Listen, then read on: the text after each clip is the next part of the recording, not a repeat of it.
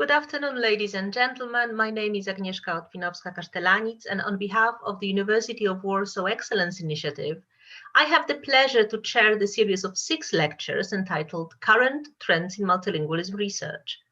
Our today's guest is Magdalena Wrembel, who is professor at the Faculty of English, Mickiewicz University in Poznań, Poland.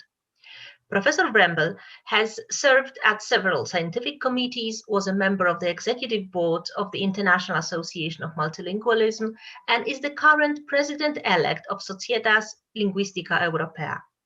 She is also a deputy head of Bilingualism Matters Poznań, which is a Polish branch of the Organization for the Study of Bilingualism and Language Learning. Bilingualism Matters aims to communicate scientific knowledge to society to enable people to make informed decisions based on scientific evidence. Magdalena Wrembel's main research areas involve bilingualism and multilingualism, third language acquisition, phonetics and phonology, language awareness, as well as innovative trends in pronunciation pedagogy. She has published extensively in edited collections and international journals, such as Bilingualism, Language and Cognition, Language Awareness, Studies in Second Language Acquisition, and the International Journal of Multilingualism. She has also co-edited 2 special issues of the International Journal of Multilingualism. Her recent books and co-edited collections feature such topics as cross-linguistic influence in the acquisition of third language phonology, the investigation of third language phonological acquisition, and approaches to the study of sound structure and speech. Magdalena Wrembel has co-organized a number of international conferences and workshops, such as New Sounds, Eurosla, and L3 workshop in Poznań. She has been actively involved in several research grants, including the Polish Ministry's National Programme for the Development of the Humanities and international projects of the Polish-German Foundation of Science and the Polish National Science Centre. Magdalena, it's a pleasure to welcome you to the University of Warsaw, and the floor is yours. Thank you. Thank you. Thank you very much, Agnieszka, for this kind introduction. I'm very generous on your part, and I would like to extend my my great thanks to Warsaw University and to you in particular for this kind invitation. It's a great pleasure and honor for me to be part of this series of lectures on multilingualism and to speak alongside many distinguished colleagues and friends. So thanks again for this invitation, and let me share my screen with you. A second. There is something that went wrong once again. No, it's not this.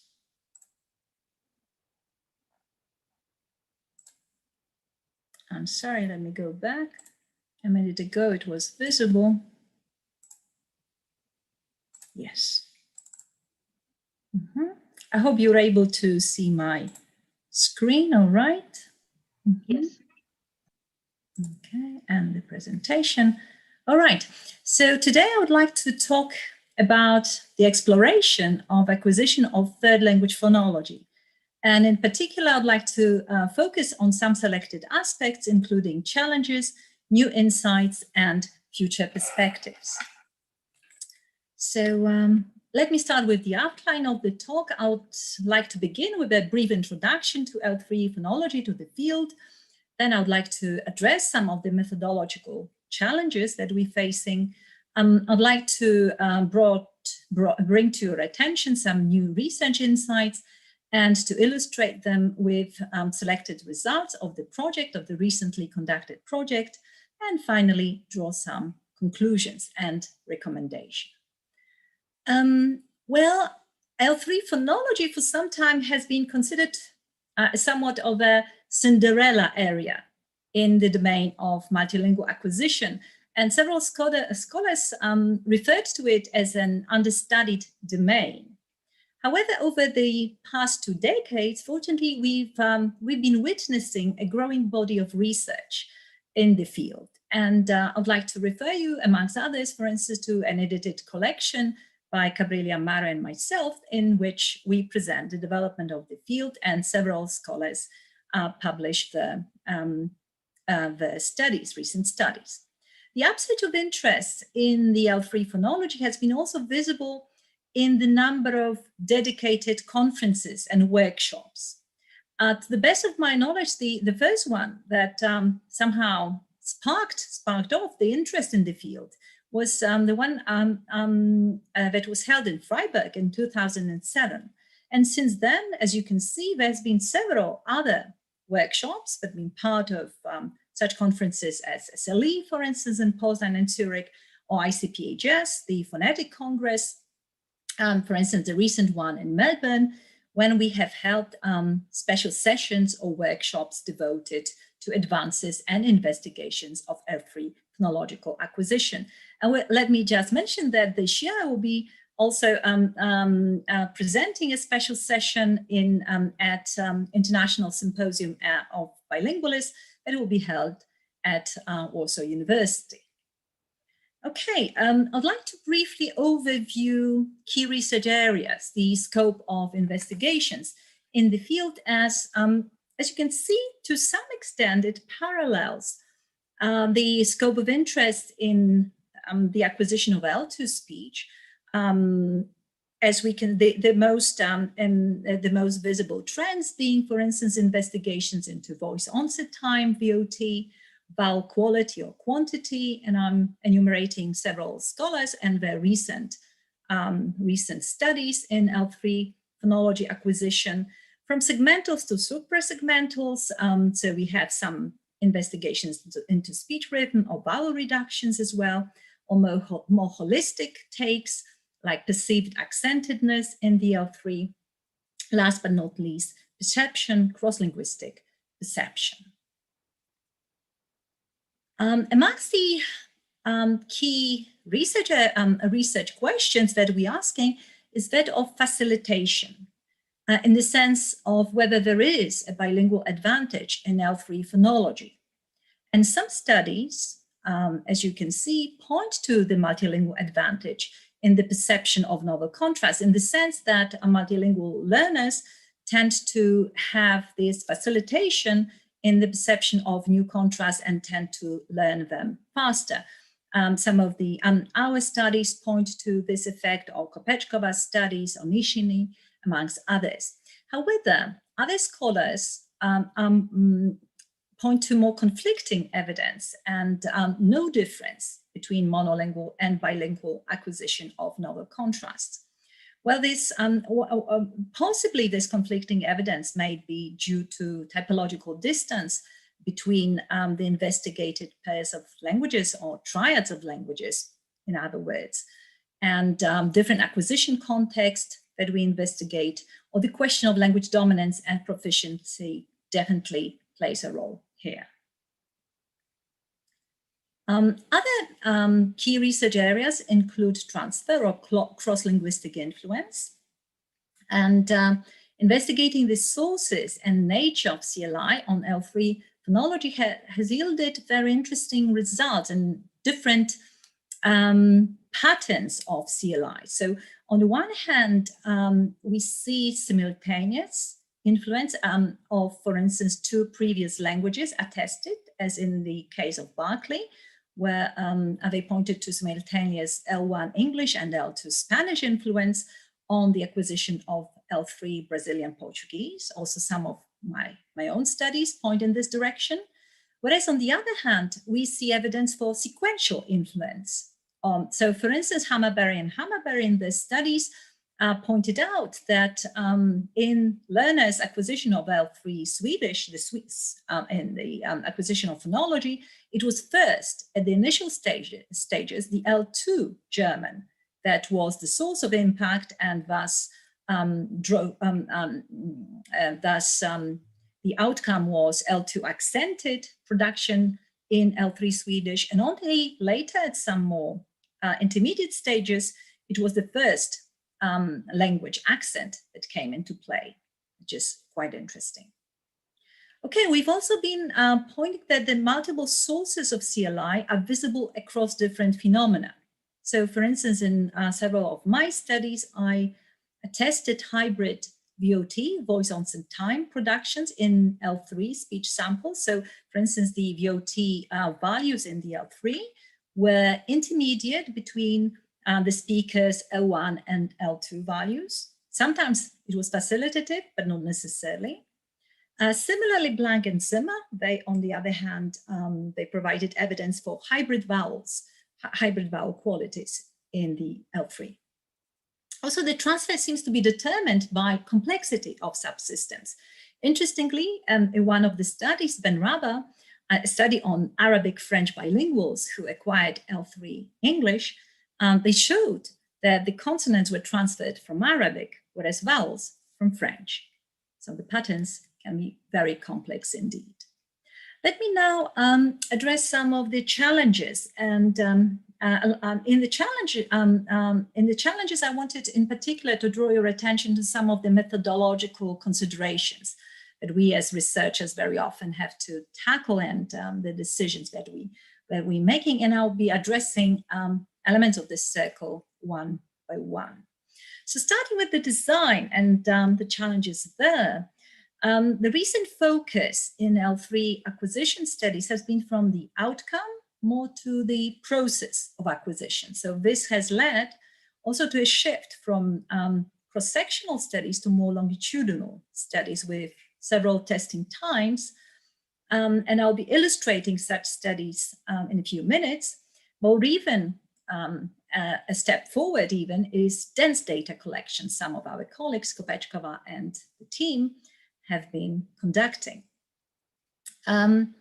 Well, this has, the longitudinal design leads to a possibility of having individual profiles of the learners, their trajectories developed, right? So we see the developmental trajectories of from the initial state to more advanced L3 learners. And L3 at the initial state sometimes is also referred to as an unknown language. And Ballas, amongst others, in her perception studies, treated an unknown language as a case also of L3 acquisition. On to the tasks. So in speech elicitation tasks, we rely to a large extent on the traditionally and well attested tasks for production such as word list reading, sentence reading, free speech, picture naming, storytelling, trying to strike the balance between special degree of control for eliciting the speech sample, but at the same time trying to have ecological validity. And what seems to be a task that seems to be embraced more and more frequently from our perspective in L3 acquisition studies is delayed repetition. And I'll be illustrating that also in my studies here, when the repetition is not immediate, but we have time elapsing. So it's not imitation, but we have time elapsing between the stimulus offset and the response, thus avoiding some direct imitation and its limitation, obviously limitations. As to the perceptual paradigms, yes, as well, we tend to adapt to multilingual perspective discrimination and identification tasks used in L2 speech acquisition. However, with this added cross-linguistic element and comparisons of three systems, which very much adds to its complexity and much heightened cognitive load of such paradigms. The participants, yes, we're all aware of different types of L3 learners. And this study, the field of L3 phonology has originally focused mostly on foreign language learners, the like sequentials, the so-called emerging multilinguals.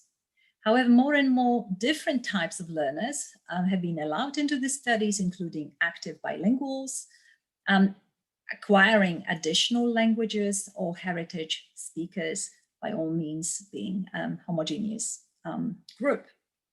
Also, there is a broadened approach to the focus groups in terms of age. So we're moving away from adults and trying to include more and more studies on children and adolescents, which will be illustrated here as well. Controls, the question of controls. In L3 phonology, also the monolingual controls and the speech samples have been called into question, the validity of including monolinguals as controls. So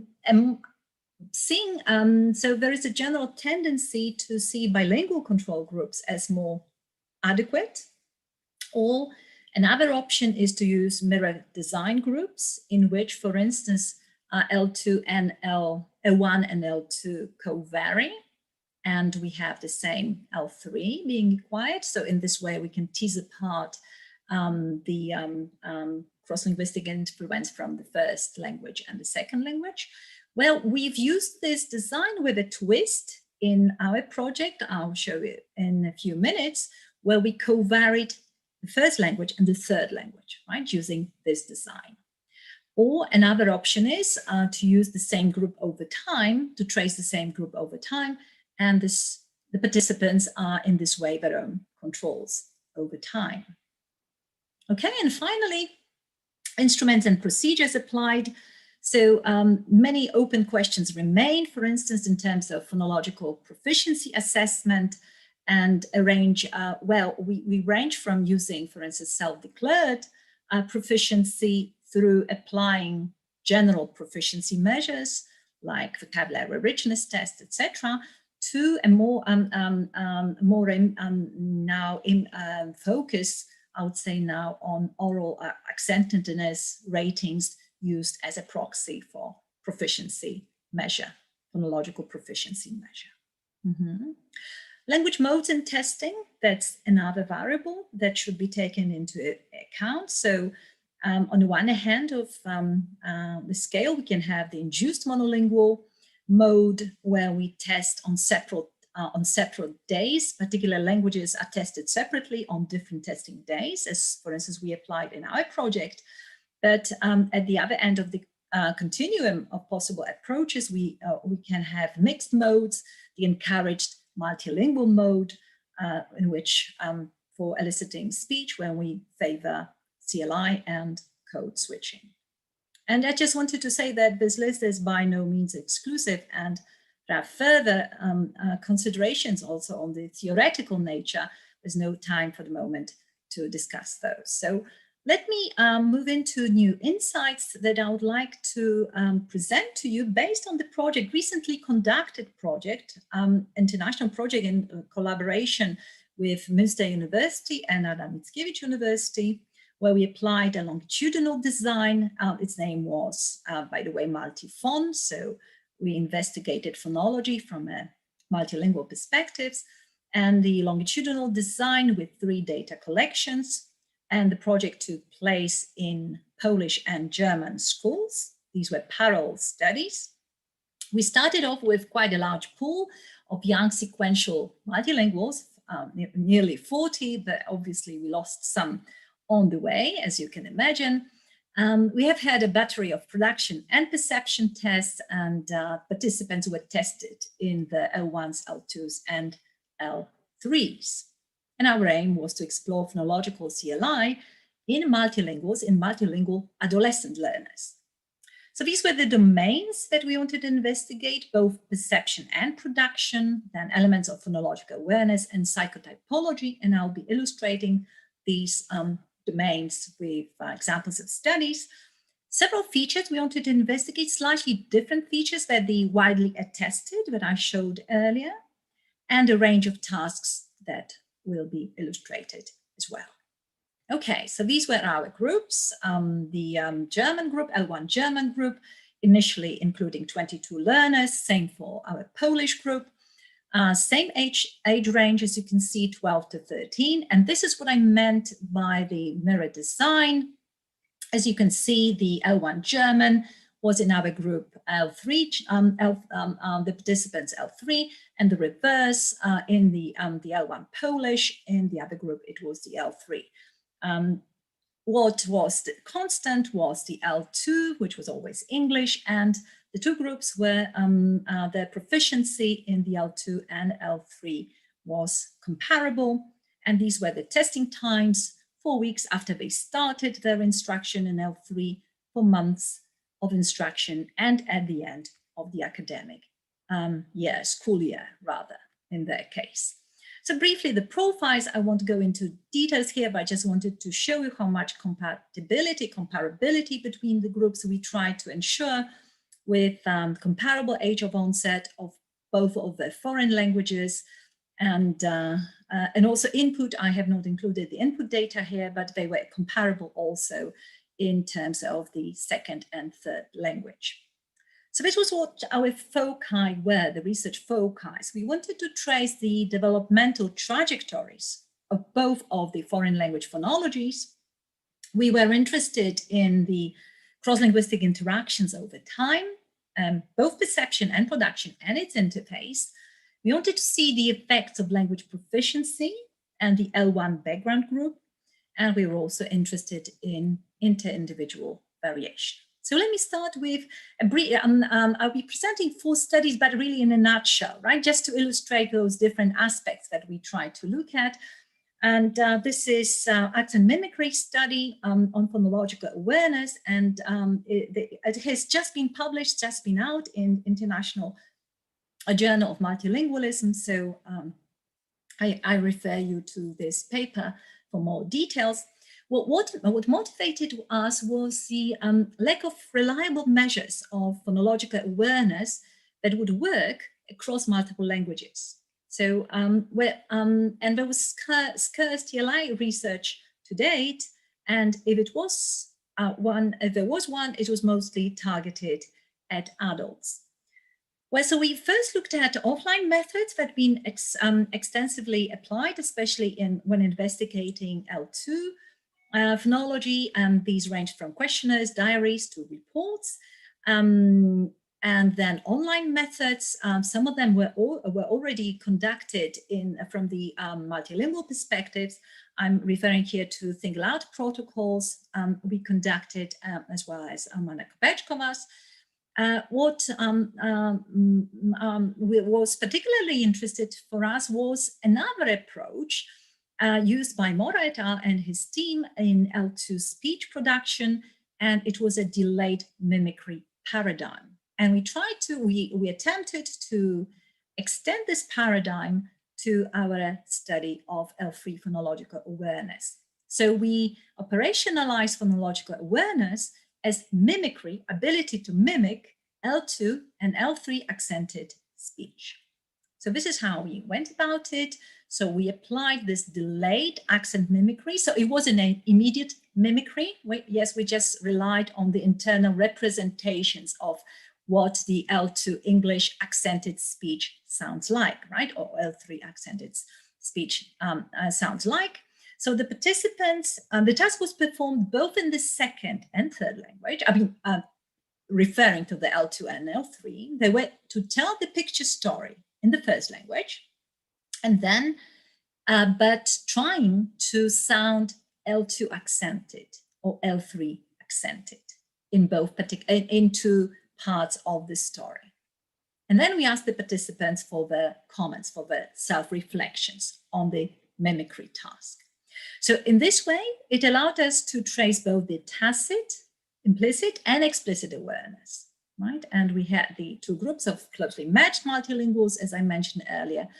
And on this task, we tested them at the very beginning and at the end. So this is the picture story that they saw, and they were to tell the story in Polish, but in Polish first, and then in Polish, but trying for the first part of the story to sound and to L2 accented. So for instance, English accented, for the second part, for the later part, to sound L3 German accented. And let me illustrate that.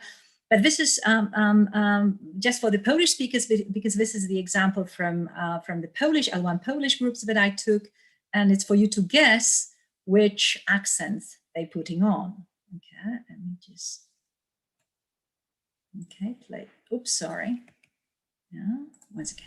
Na rogu ulicy mijały się 2 osób, mężczyzna i kobieta, zderzyli się i mieli oni takie same walizki. Okay, this is one accent being mimicked. Okay, where's the other one?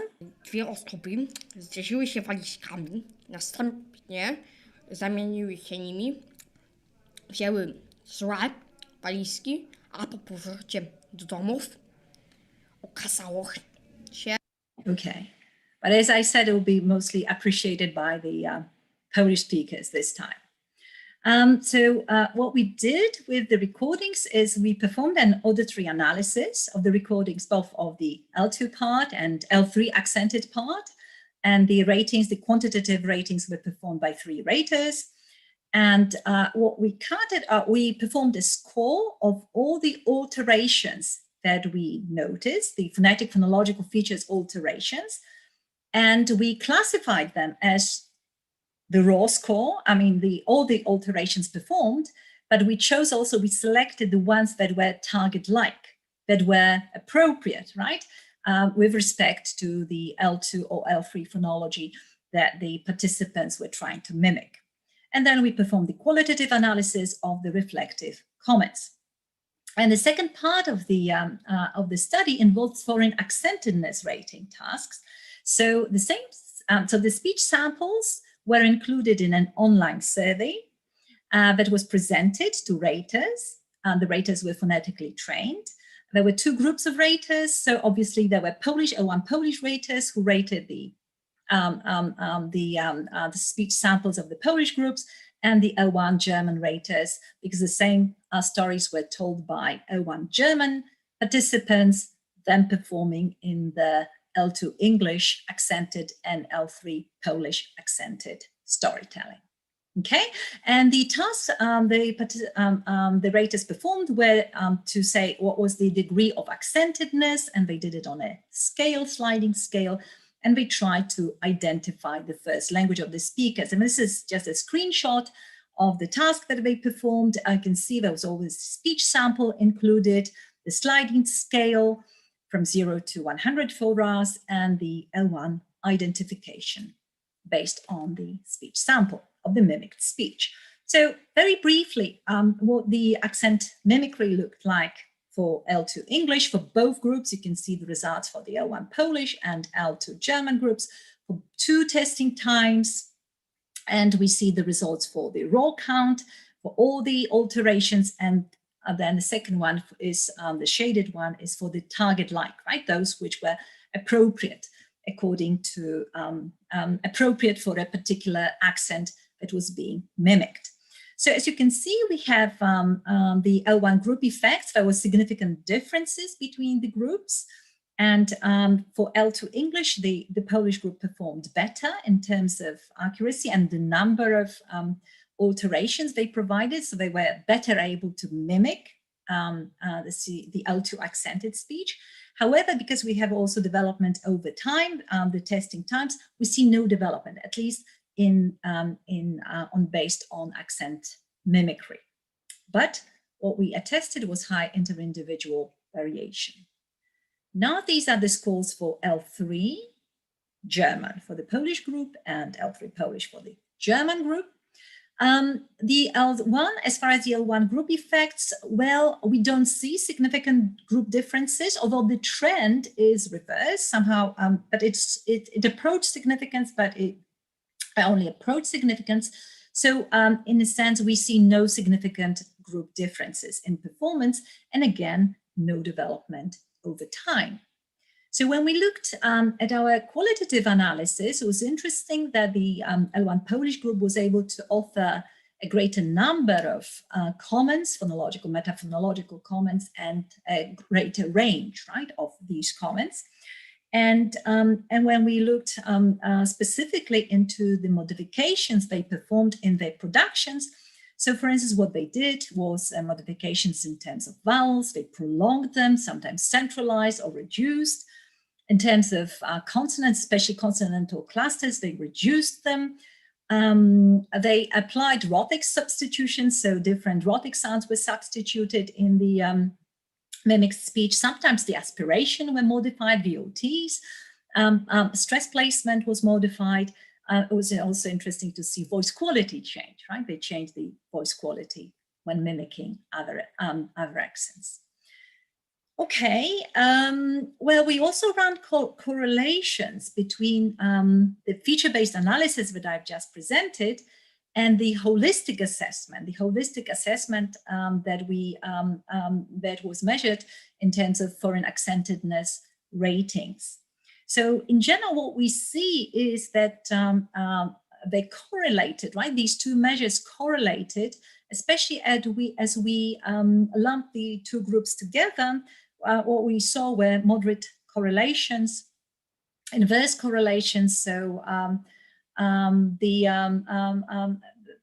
somehow the feature-based analysis that we performed when counting the modified features, it also found its confirmation in the holistic analysis, where the raters were to rate the degree of foreign accentedness, right? So they seemed more foreign accented, obviously, when they applied more of these feature-based changes. And the same was true for the Polish groups showed strong, significant correlations, whereas when we looked at the German group separately, the picture was quite different. So summing up, yes, we saw different manifestations of phonological awareness, and it was interestingly, the multilingual speakers, learners, were able to notice very specific properties of the L2 and L3 phonologies, both at the segmental and suprasegmental level, which they tried to mimic. However, the commentary, the metalinguistic commentary, was more rare, right? They were not so willing to offer comments here.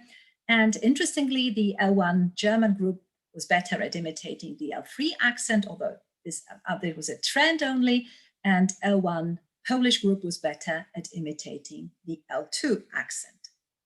We saw no development over time. We tried to explain maybe it was too limited, the time frame of the study was too limited, and also the participants did not receive any explicit pronunciation instruction at school. So maybe it could be explained in these terms, but also when we looked at individual profiles of the awareness, they varied greatly.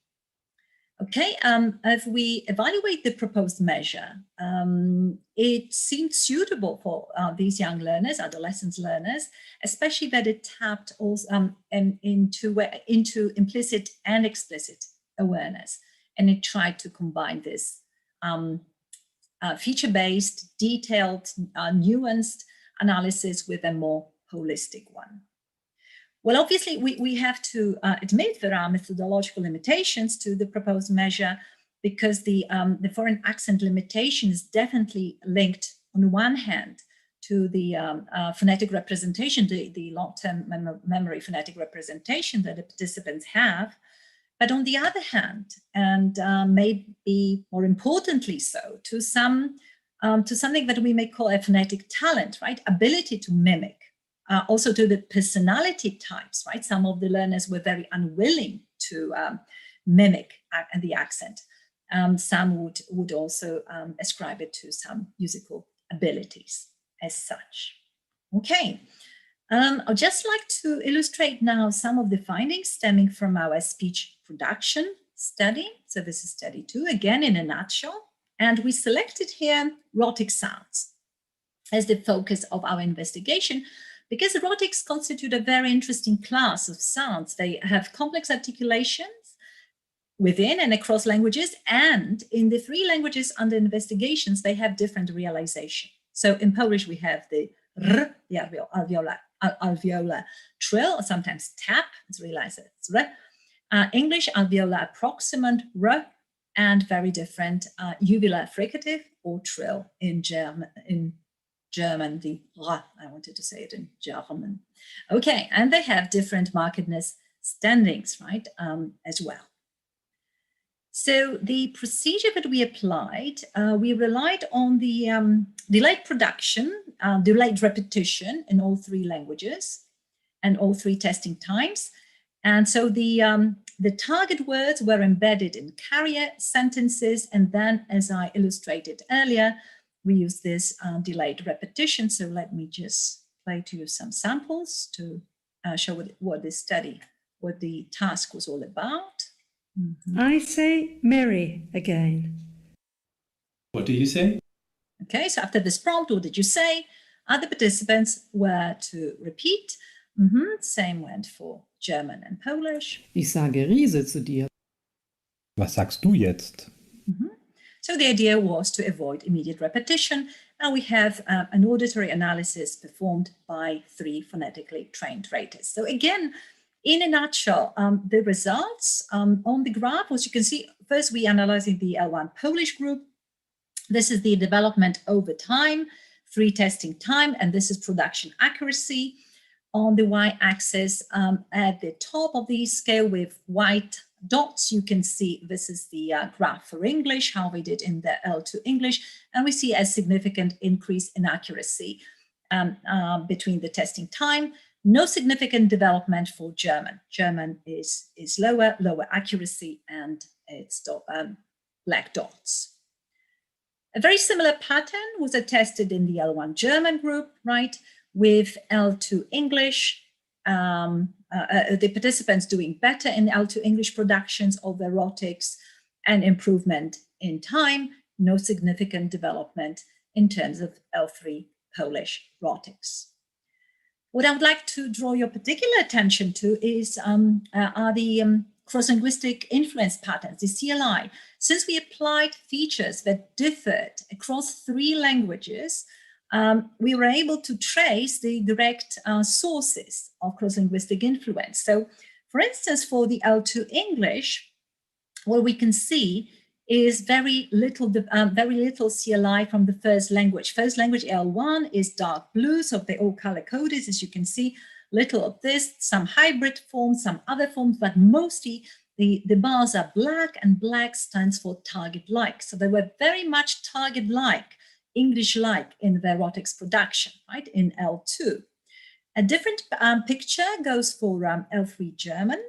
So what we can see is that they were there was most CLI attested from the first language. The first language is blue, dark blue, especially at the T2 and T3, and some CLI from the second language, right, from their English, visible in red, also hybrid forms and other forms. The target productions are black. Very similar pattern goes for English, so I won't discuss that further. And this is just an illustration of very high inter and intra-individual variation. This is the L1 Polish group in L3 German erotics productions. So what I wanted to show you that it really was very, that the patterns varied. So for instance, some of the participants very much relied on the L1 Polish, right? The blue bars represent the Polish productions or Polish-based productions in the German, right? L3 German.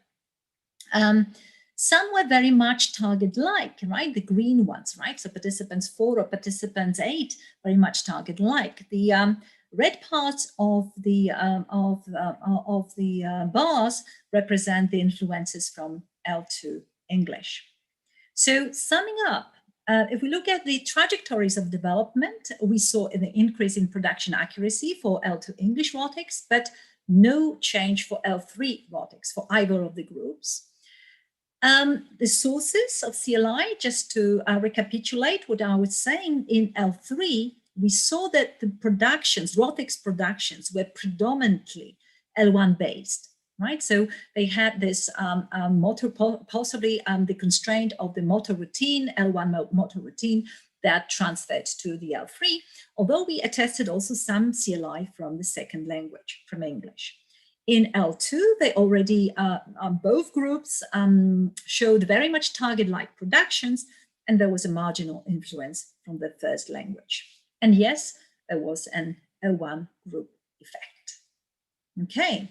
Moving on, this time we wanted to focus on the relationship between production and perception. And this production-perception link has been studied extensively in L2 speech. And several scenarios, different scenarios have been attested so far and have been supported by different researchers. So for instance, one of the scenarios is that, and probably the most common one, then the perception leads production. So we need to perceive accurately in order to be able to produce particular sounds also in an accurate manner. Another approach is that these two modalities are aligned. They co-evolve, right? They co-evolve in the same manner. Third, a third scenario that probably gets is less evidence in the studies conducted so far is that production leads perception. And the fourth one that we are particularly proposing here as important for our study here is there is no direct link that can be traced between the two modalities. And often it occurs when in case of perceptually salient sounds that perceptually stand out, but they are very much challenging in terms of motor articulatory executions, which is very much the case also of some of our rhotics. So as I was saying, there's been a scarcity of research from the multilingual perspective, from L3 phonology. This is our exploratory study for the moment. In terms of production, we applied the delayed repetition task that I illustrated earlier, so I won't go into details there. I just wanted to show you what the perception task looked like. So we applied an alternative paradigm, force choice goodness task, which was randomized and counterbalanced and run in E prime. So we had two renditions of the same phrases, but they differed on the last stimulus item. So we manipulated the last stimulus item and we replaced the rhotics, right? We made them foreign accented. So for instance, for L3 German, obviously we had a target-like rendition of the whole phrase, and then with manipulations which were L1 Polish accented or L2 German accented. Right? Let me play you just some examples on what it looked like. And the task for the participants was to say between the two pairs, which one sounded better, right? So it was a goodness task, which was sounded more natural, more target-like. Du hörst das Wort Reise. Du hörst das Wort Reise. Okay, and again, manipulations for English. I'm sorry, maybe I will be, hope you'll be able to hear it. You'll hear the word ring.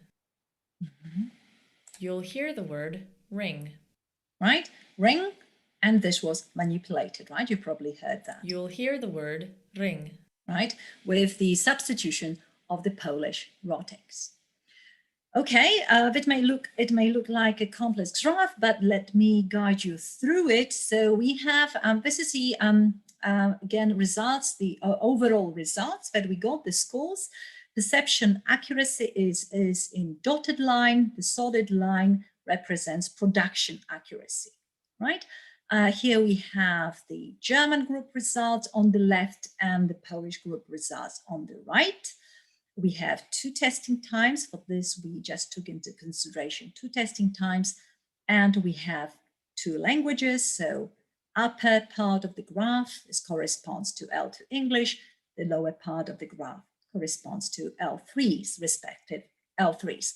So if we look at the L2 English, the results, as you can see, both modalities, there seem to be a closer relation between both modalities.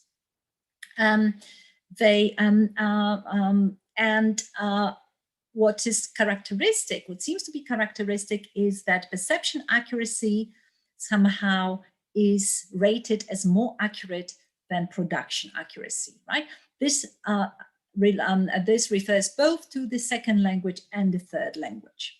However, if we analyze the third language, the performance on perception and production in the third language, we see much more dissociation, right? They're not so much aligned, they develop more independently, and we see much more dissociation in this respect, right? Also development in terms of time, we see many more changes, many more developmental changes in the L1 Polish group, whereas the behavior seems more stable in L1 German group. So when we ran the multiple regression analysis, we saw the effects of both language and group, but the effects of language were stronger, right? So in terms of that, the L2, the participants performed better anomalies on the L2s and L3s, which could have been expected. All right. So we ran correlation analysis on the group level. However, they did not yield any significant results for separate languages. But I'd just like to illustrate more individual takes. So this is an illustration of the correlation trajectory for the L2. For instance, we see the participants, both of the Polish and the German groups, grouped together. So what we can see, the correlation at the individual level, that the participant scores are clustered mostly in the right upper corner, as you can see here, which represents, because on the x-axis we have perception accuracy, on the y we have production accuracy. So it appears that participants did well, had high accuracy in terms of perception and high to medium in terms of production, and that was the most commonly attested pattern, with both modalities fairly much aligned and developing in tandem. So this was the trend for L2. L3, we see a very different picture with the scores spread out and not a clear-cut tendency in general. What we're witnessing is this dissociation between the two domains, because even though some of the perception accuracy, high perception accuracy, did not correspond to accuracy in production. So all in all, if we look at the relationship between the two domains, it seems that, yes, perception tends to be better than production, but we have to be very careful here, because it's not the task applied may not necessarily be comparable, right? So we have to take it with a pinch of salt, but still we see much more alignment in modalities in the stronger language and less stability, more dissociation in the third language in terms of the relationship between the two domains. And we attested high individual variability, different patterns, ranging from co-evolving modalities in the second language to performance unrelated in the third language. And we saw the effects of proficiency, as we mentioned, with L2 on the whole being better than L3 in both of the modalities, and a much more stable link. And finally, this is just I'm looking at my watch, just 5 minutes more, if you allow me. This is a final study that I would like to share with you on psychotypological distance. And this has just been out as well in language awareness. So I do invite you to look it up, please. Well, again, what motivated us in this study was that language distance and proximity is identified as a significant predictor of cross-linguistic influence in L3 acquisition. And we may approach this language distance proximity from a more systemic perspective, looking at it as a typology, right? Genetic typology, or perceived distance, right? Psychotypology. So our aim was to explore the multilingual learner's perception of phonological proximity between languages. And the measures applied so far, mostly questionnaires, allowed for pairwise comparisons, so binary comparisons between pairs of languages, but we wanted to go beyond that. And some of the other measures tried out also for phonological awareness or general meta-awareness were again single-out protocols, which is a more complex measure and time-consuming measure. So the proposed instrument, the instrument that we're proposing, is a visualized language distance measure, and it is illustrated there, as you can see.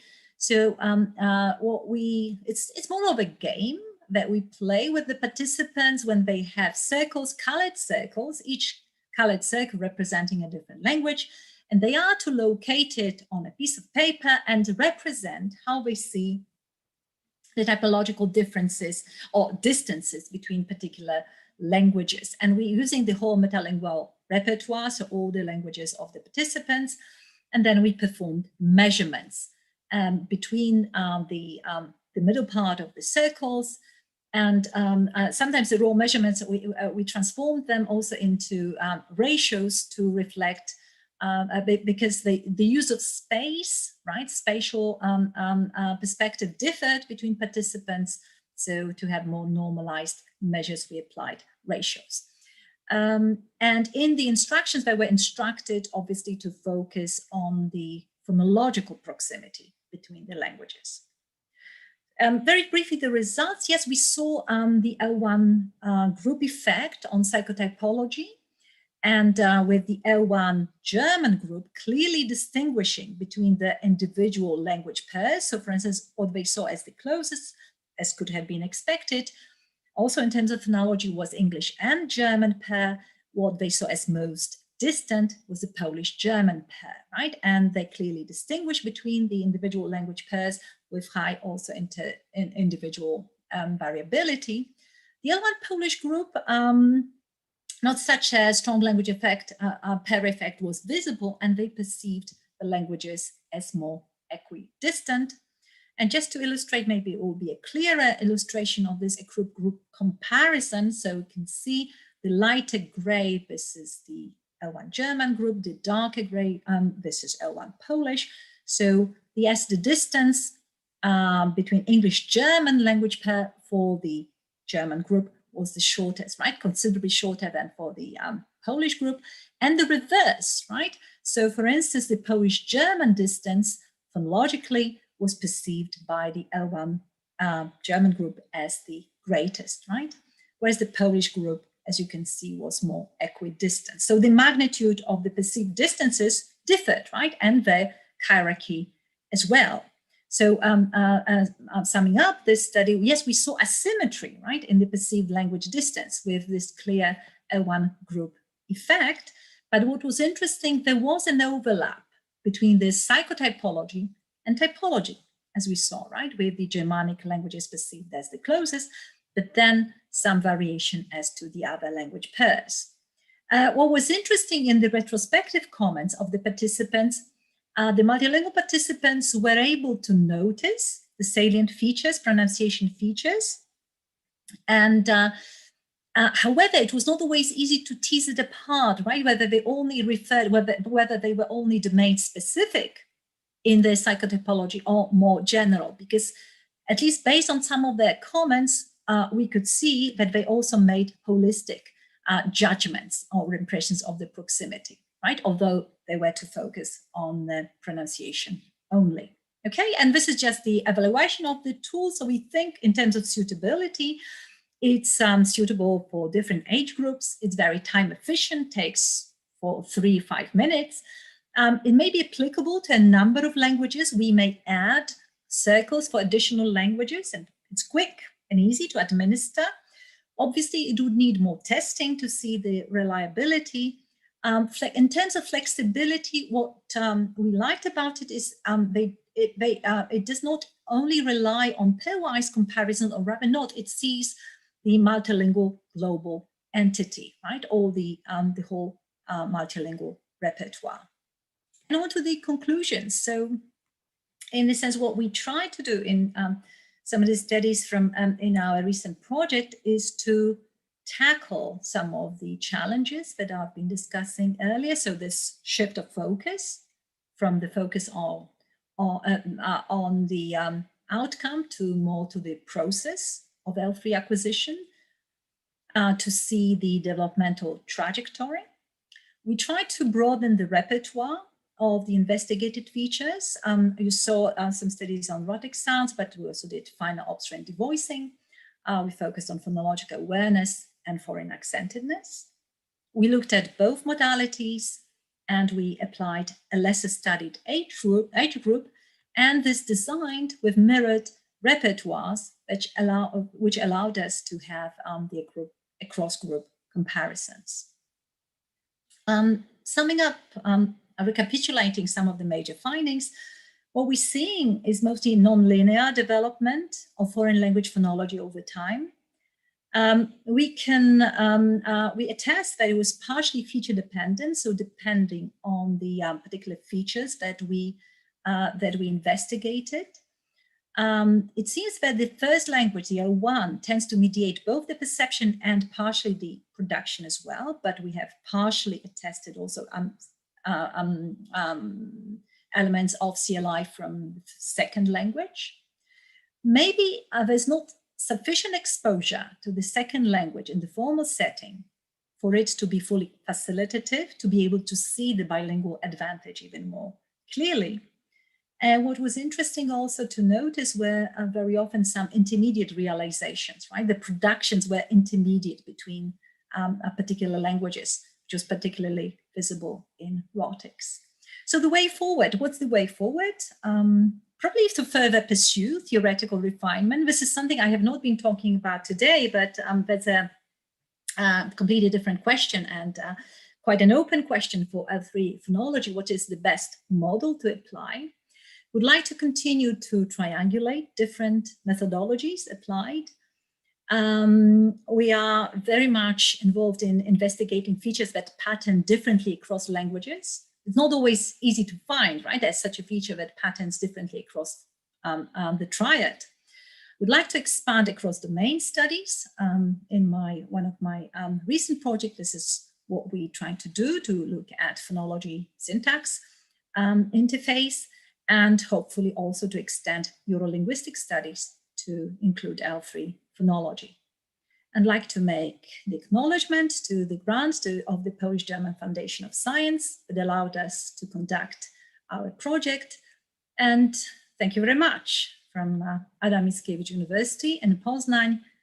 And here are some of my references, selected references. You'd like to look at them further. Thank you very much. Thank you very much, Magda, for this fascinating talk. I really, really enjoyed it because I'm not much into phonology, I must say, and to me it was absolutely fascinating to find out about the different methods of study. We are waiting for some questions on the chat, but maybe in the meantime, let me ask something that occurred to me when I was listening to you and looking at your studies. It seemed to me that in some studies you focus on one of the languages only and not on two languages, especially in the perception studies, where you manipulated the contrasts in the sentences. So why didn't you actually manipulate the contrast in both? Okay, if we have three languages, then obviously you have three different options, right, for what you're going to present to a participant. So why did you opt for just two instead of three? Okay, because in one of the yes. Thanks for this question. That's a very good question, obviously. Yes. Well, the example I showed didn't, these were just examples of the samples, they're not all of them. Yeah, I didn't want to overwhelm you with all the speech samples. No, we did, because if we presented the contrast in one language, we manipulated the features in the other two.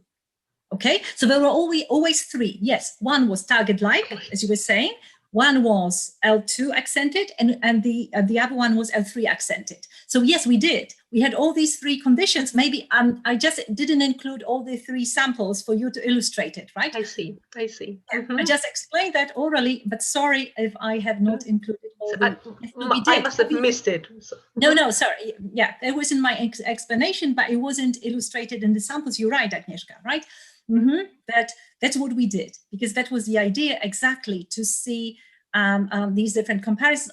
Obviously, this resulted in the quite a great complexity of the task and cognitive load, right? Because by adding this third condition, the regular study, and having several repetitions, we expand, as you can imagine, expanded on the task. But these are the problems connected with, yes, cross-linguistic perceptual tests. But we did, and thanks for asking for this clarification, right? In case it was not clear. Okay, enough. I have one more question for you, but first the questions on the chat. Let's move on to the questions on the chat. We have the first question from Martin Testa. who says the following: thank you for your presentation. In your first study, how did you interpret the fact that the L1 Polish group provided more metaphonological comments, but the L1 German group was better at mimicking the L3 accent? Mm-hmm. Okay, thanks so much for this question. Yes, yes, we wondered ourselves why. I think, and to some extent, what we cannot exclude is the role of the interlocutor, the person, the instructor, the person, the researcher who conducted the task. Maybe this is something also for the future to fully control for, because it was not an easy task, and we had to encourage the learners, the participants, to put on the accent, right? This is not a natural thing to do. And as I was saying, to a large extent, it may also, the effects that we get depend on the ability to mimic, on the personality traits. So the more shy students or learners would refrain from it, or don't get fully involved. So what I'm saying is, on the one hand, these were personal qualities. So maybe somehow the Polish participants were less shy to some extent, or had more, this is difficult to judge, right? We would need to have a different, to check on that, on their musical abilities, on the ability to mimic, on their phonetic talent, etc., etc. So maybe it was just a coincidence that they had more on this end. But as I was saying, the role of the interlocutor, of the person who conducted this study. So there was a great role of encouraging the participants to put on the accent, right? To try, right? So I guess that also played a role, right? And we had different interlocutors in both of these tasks. So maybe this was something that would need to be controlled for. And your second part of the question, why the L1 German were more accurate? That's interesting in performing the task. As I was saying, that was just a tendency, right? It approached significance, but it approached significance. So we just treated it as a trend. Still, we wondered whether for the Germans, the L1 Polish, especially if you remember from the psychotypological distance, they saw the Polish and the L3 Polish as being the most distant from German, right? So in terms of distance, they perceived it as really very salient, very distant. So we wondered whether this perception of being different also allowed them to try to imitate this language better. This is our guess. This is just our interpretation. I was also thinking about this metaphonological comments that Martin has asked about. Maybe it's also the matter of teaching. Maybe the Polish group was taught in a different way than the German group. Maybe Polish teachers draw more attention to the differences and make more comments like that to the learners. Perhaps. Yes. It's just a guess, right? Yeah, no, but yes, a very valid comment, of course, right? Because yes, you also referred to the number of meta-linguistic comments, yes, which was greater in terms of, which was bigger.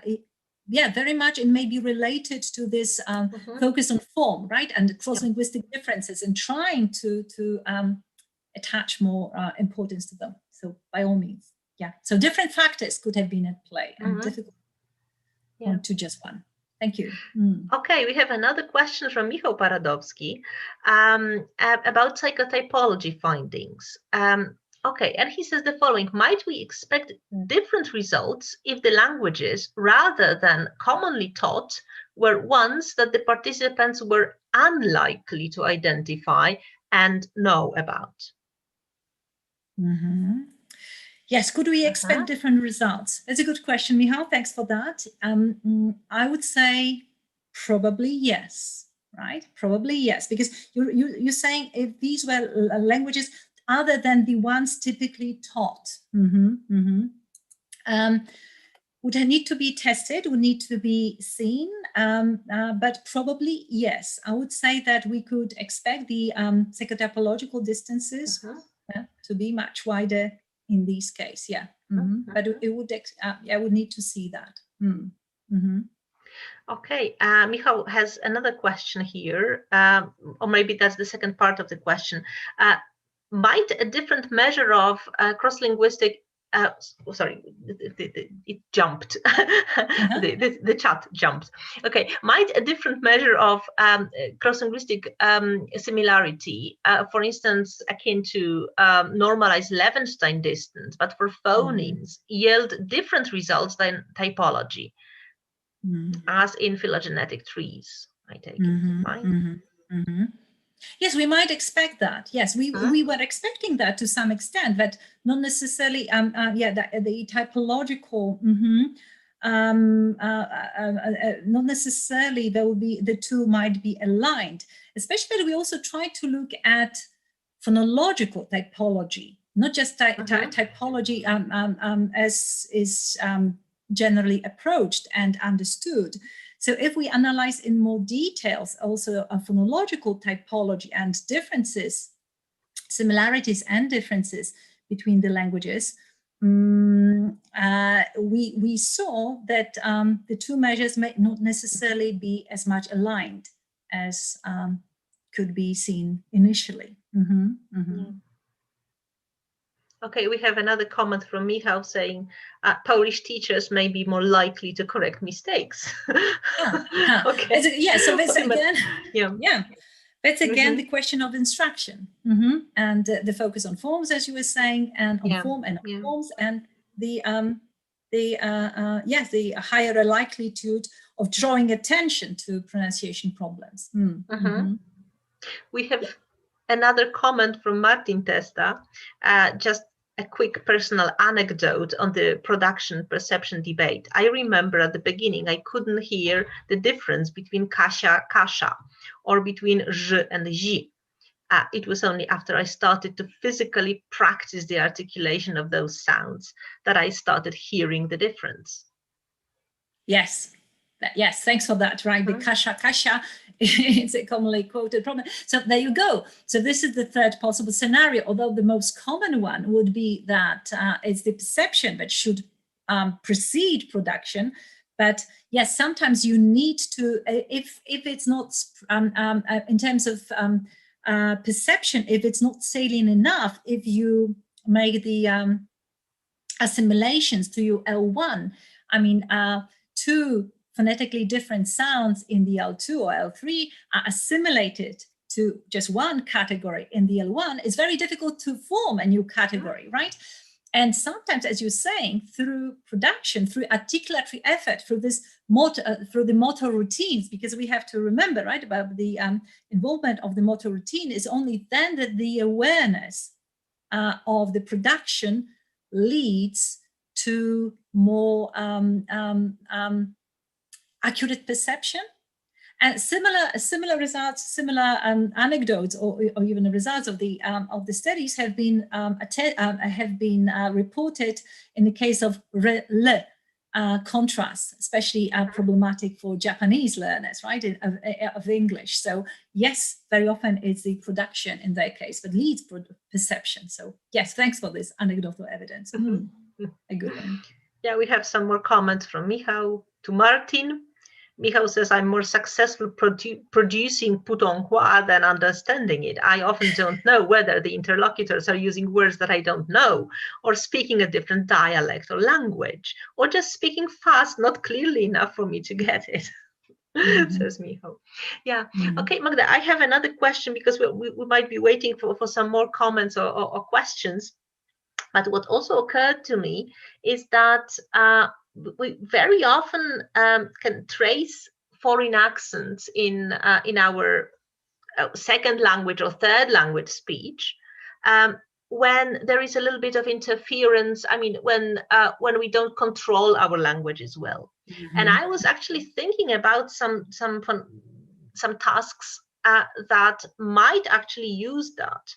So tasks where we make participants switch between languages and kind of force them to start speaking with a different accent, or maybe tasks which make participants use one language when looking at words written in another language, which might also cause interference. Have you heard of such tasks, or am I inventing something?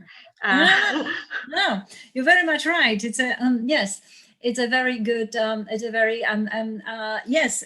This has been studied, and yes, mostly applying the L2 perspective. But one of my doctoral students actually applied such a procedure, the language switch procedure, using a picture naming task and switching between languages, exactly, and sometimes having congruent, non-congruent trials, and then on the switch, and it usually takes some time in order to change the articulatory setting, and exactly as you're saying, on the very switch, we can expect this more of a cross-linguistic influence, by all means. But this is applying the mode.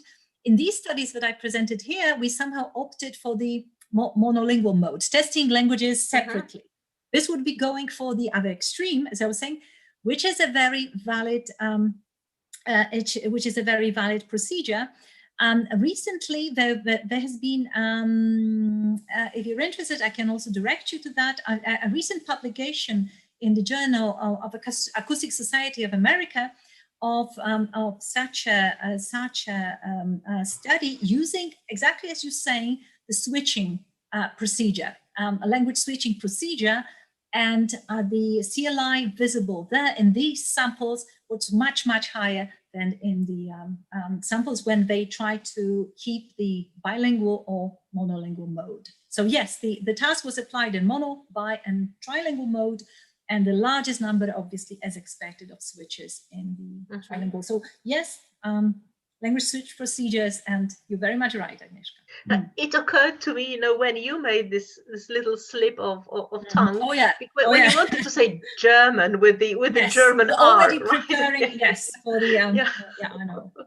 Yeah, okay. We have another comment and a question from Rafael Bertele, who says that it was great stuff and that you mentioned language mode. And did you find any effects of language mode on what, Rafael, actually? On well, I guess, thanks, Rafael. Thanks for that.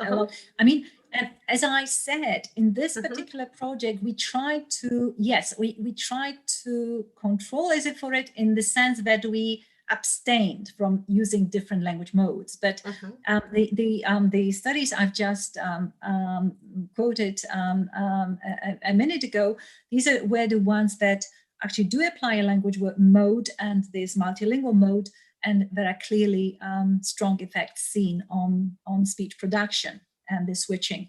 But so not in these studies that I referred to in our project, but there are studies that explicitly, but these are very few studies, and especially in the domain of L3 phonology, right? Just a couple I'm aware of at the moment, right? To the best of my knowledge, but I do agree this would be interesting to see the effects further. So thanks for this suggestion, We have another question from Beata Balesiak, if I'm correct. If you were to replicate your research in an online setting, the participants would not be able to record their samples with the same recorder. Would you, and how? Yes, very valid question in those days. And I must say that this is one we're just tackling at the moment. I've embarked on a project that I mentioned towards the end, a Polish-Norwegian project, and we are about to start our controls, recordings, and we would like to, do the recordings online for the moment and see what comes out of that. As you were saying, obviously, this is a very good comment. We're not able to control for the quality of the recordings. What we're planning, at least for our control study, is to have the participants do the recordings via the iPhones, because we think that's the best quality we can get so far. We'll see how much of it we would be able to analyze acoustically, and how much of it we would be able to use as speech samples. But for the moment, we're testing it out, right? With speech perception, that might be slightly easier. The ePrime Go, that it's software designed for online applications, so I guess it will be it would be easy, but then again, we won't be able to control very well what the participants are doing or how they're performing on the task. I know that some of my colleagues who've performed the perception study online, they ask for the camera to be able to see the participants' performance on the keyboard, right? What they're doing, how they, at least to have some control that the participants are not eating something in the meanwhile and just using one hand on the keyboard on something. So there are methods, but thanks for this comment. This is something, especially with the recordings, this is what we experimenting with at the moment as well. And another challenge, right? Which should have been added to the challenge part. Okay. That seems to be the last question or comment. So thank you very much once again, Magda, Professor Wrembel, for this fantastic, inspiring talk. I hope that many people around will get interested in phonological studies of multiple languages, because it's really fascinating how those factors interact. And well, how we are able to produce all those sounds in those various languages, right? Okay. Or the hybrids, right? Or yes. Yeah, or the hybrids, right? Of course, right. I guess we are all producing hybrids, like, you know, we're not native speakers of English. Into phonology, yeah, obviously. But this Obviously, is right. that's what's fascinating about it, Yeah. right? And may I just say that I do hope, just coming back to the initial say, it will no longer be a Cinderella area in the field of multilingual acquisition. So yes, let's hope so. Okay. And thanks so much for the invitation. Thank you again, and thanks everybody for listening. Thank you. Although it's so strange to speak to blank screen, but you all have the experience. Okay. Thank you. Bye-bye. Bye-bye. All the best.